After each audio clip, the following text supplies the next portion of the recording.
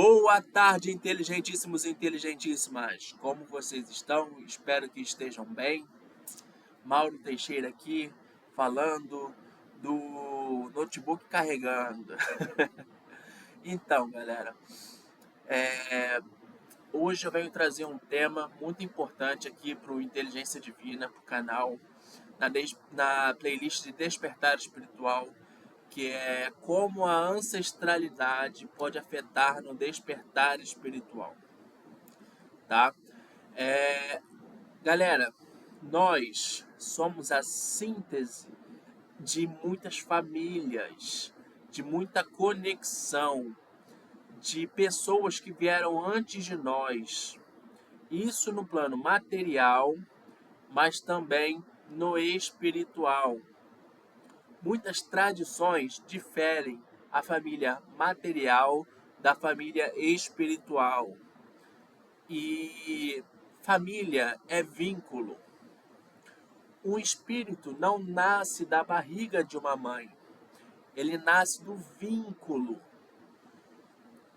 com outro espírito. Então, um espírito, ele vai ter uma mãe, um pai, um irmão, dependendo do vínculo que eles criaram. Já na matéria, o nascimento vem da barriga da mãe e da relação com o pai. E são duas formas de vínculo totalmente diferentes.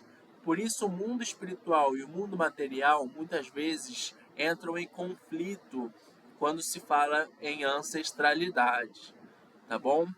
O jeito de lidar com a ancestralidade material é diferente de lidar com a ancestralidade espiritual, tá?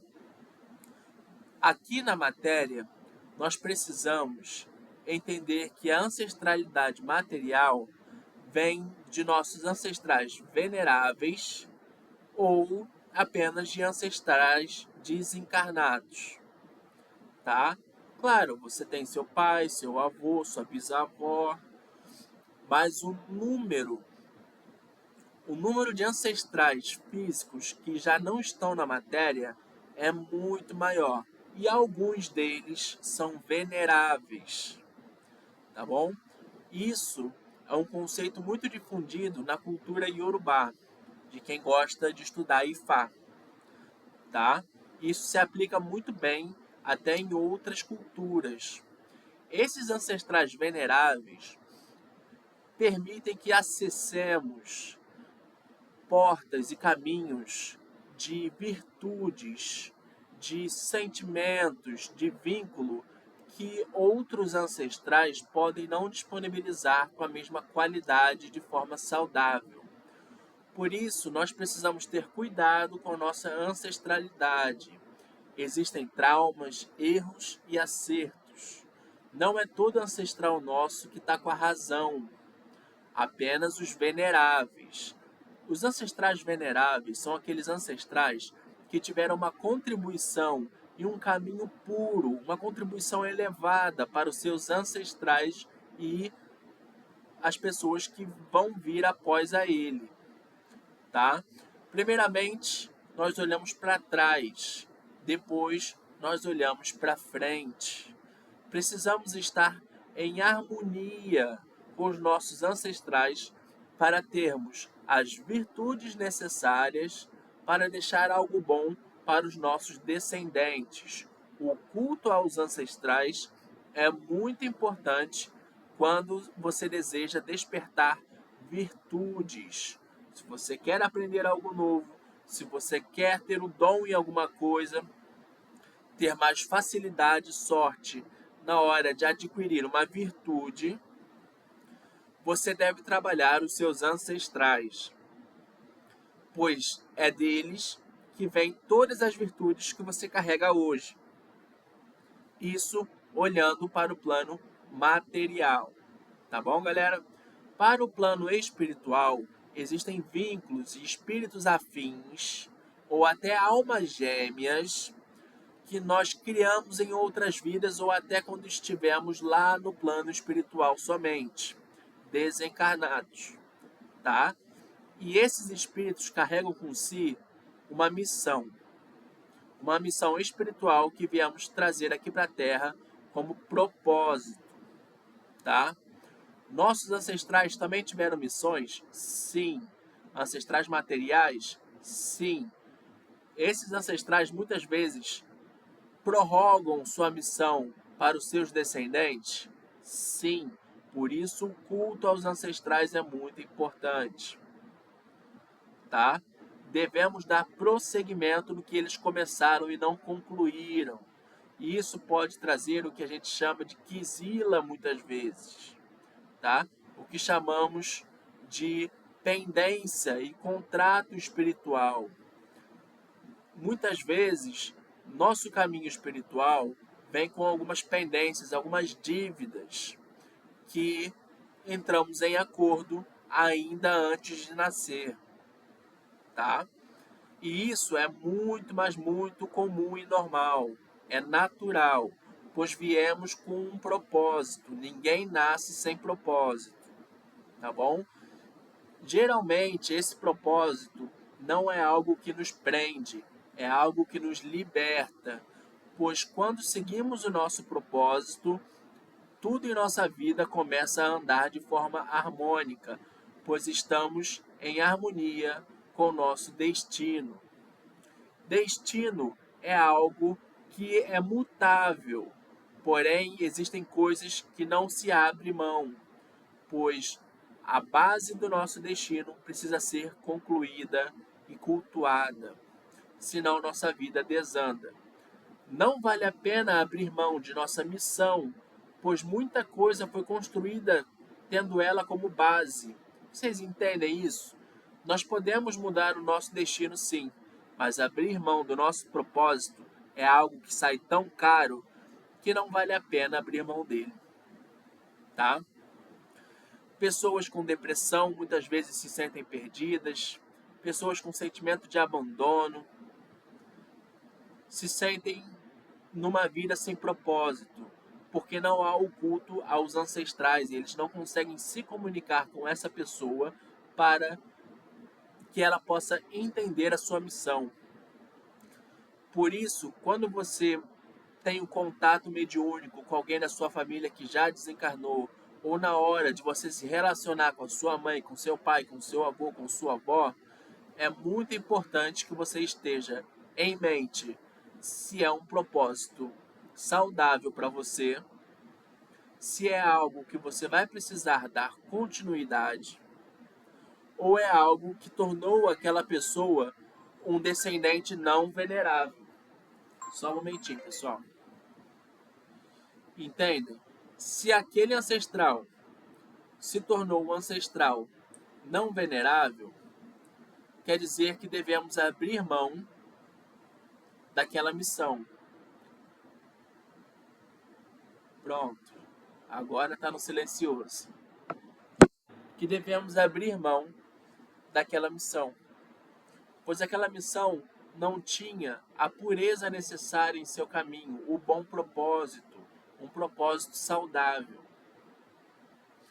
Ao discernir se é um ancestral venerável, se aquele caminho é um caminho de virtudes ou não, nós somos, sim, obrigados, tá? É difícil falar isso? É. Mas enquanto nós não entendermos que tem certas coisas que precisamos fazer com responsabilidade, com propósito, nossa vida não anda. Por exemplo, às vezes, com 5 anos de idade, você se mudou de um estado para o outro no Brasil. Mas sua bisavó, uma ancestral venerável, ela tinha raízes naquela cidade que você morava. E ela tentou construir uma casa naquela cidade, mas não conseguiu. O propósito dela era se estabelecer com sua família naquela cidade. Mas ela não conseguiu ter a estabilidade suficiente para completar sua missão. Como você mudou de estado e agora está em outra cidade bem longe, talvez um dia em sua vida você tenha que voltar para cumprir o destino da sua bisavó e ter estabilidade, uma casa, raízes na sua antiga cidade de nascença. Quer dizer que você não vai poder sair de lá para visitar nenhum local? Não. Você pode visitar, você pode viajar, mas você precisa cumprir o destino dos seus ancestrais com aquela terra. Quer dizer que você não vai poder ter casa em nenhum outro local? Não. Você vai poder ter casas em outros locais. Poxa, mas aí eu vou ter que ter 2 casas, 3 casas? Eu não tenho dinheiro para isso. Galera, quando a gente cumpre nosso propósito e nosso destino, a nossa vida anda. Talvez aquela primeira casa que você teve que construir vai abrir portas para você ter outras casas em outras cidades, outros imóveis. Você vai poder alugar ou usufruir em uma viagem,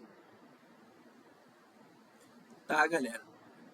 O que antes parecia parado e estático pode começar a se movimentar com muita prosperidade e abundância quando a gente reconhece o nosso propósito e o propósito da nossa ancestralidade, tá? Então, galera, quando vocês forem meditar, se conectar com seus ancestrais veneráveis, vocês precisam ter em mente que as coisas não são sempre do jeito de vocês. Precisamos assumir a responsabilidade pela família em que nascemos. Se algum ancestral fez alguma besteira, você está arcando com aquela maldição da sua família, chamamos de maldição hereditária, tá? Você vai precisar quebrar essa maldição, pedir perdão por aquela pessoa. Isso é muito comum também em quem nasce em família com alguém com caráter duvidoso, para dizer pouco, tá? Na sociedade, a gente não herda dívidas, mas no espiritual nós herdamos maldições, sim, tá? É muito comum isso acontecer também. Não são só as virtudes que herdamos dos nossos ancestrais veneráveis. Se nós nascemos numa família com débito espiritual com alguém por alguma maldade que foi feita, precisamos pedir perdão àquela pessoa que foi prejudicada. Às vezes, um perdão na hora de meditar já faz a diferença, na hora de se conectar. E tem vezes que precisamos entrar em contato com a família daquela pessoa e pedir perdão. Explicar o que aconteceu, para ela desabafar com você e ela poder um dia te perdoar e retirar aquela maldição que foi jogada na sua família, tá? Então, se você está passando por muitos problemas, se você está sentindo no seu coração que você carrega dívidas com a sua família, talvez você precise melhor conhecer os seus ancestrais, os veneráveis e os não veneráveis. Tá bom, galera? Para o vídeo não ficar muito longo, eu vou ficar por aqui. Eu vou aprofundar um pouco mais como fazer para cultuar os nossos ancestrais. Na cultura Yorubá temos o culto a Egungun para os ancestrais masculinos e Geledé para os ancestrais femininos, tá?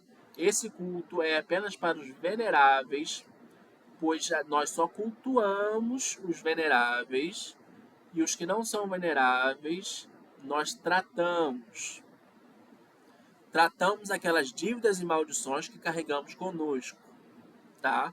Dentro da cultura iorubá, entende-se também que alguns paliativos podem ser tomados, alguns remedinhos, um ebó, uma iniciação, um ori, um bori, desculpa, um bori. Um ori é o ancestral, o ori é o orixá individual da gente, é a nossa consciência, tá bom?